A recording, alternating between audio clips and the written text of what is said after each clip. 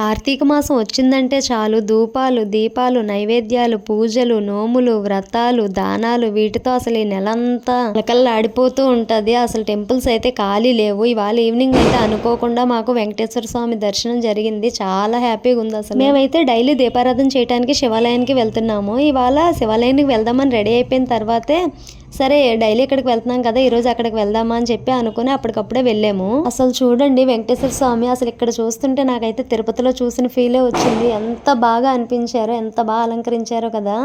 ఇవాళ సోమవారం కదా, భక్తులందరికీ భోజనాలు కూడా పెడుతున్నారు. ఇంక ఇవాళ మార్నింగ్ నుంచి ఫాస్టింగ్ ఉన్నాం కదా అని చెప్పి అక్కడే భోజనం చేసేసి వచ్చాము మేము. ఇక్కడ భోజనాలు బఫీ మీల్స్ కాకుండా కింద కూర్చోబెట్టి పెట్టారు కదా, చాలా బాగా అనిపించింది. చాలా రోజుల తర్వాత ఇలా టెంపుల్స్ లో కింద కూర్చోబెట్టి భోజనం పెట్టడం చూశాను నేను. ఎవ్రీ మండే ఈవినింగ్ ఇక్కడ అన్నప్రసారాధన జరుగుతుంది. దగ్గరలో ఉండే భక్తులు వచ్చి ప్రసాదాన్ని స్వీకరించవచ్చు. కుకట్పల్లి వివేకానంద నగర్ ఇది. వాళ్ళు అనుకోకుండా ఈ వెంకటేశ్వర స్వామి ప్రసాదం నాకు దొరికినందుకు చాలా హ్యాపీగా ఉంది. ఓం నమో వెంకటేశాయ. వీడియో నచ్చితే ఒక లైక్ చేసి ఛానల్ని సబ్స్క్రైబ్ చేసుకోండి. బాయ్.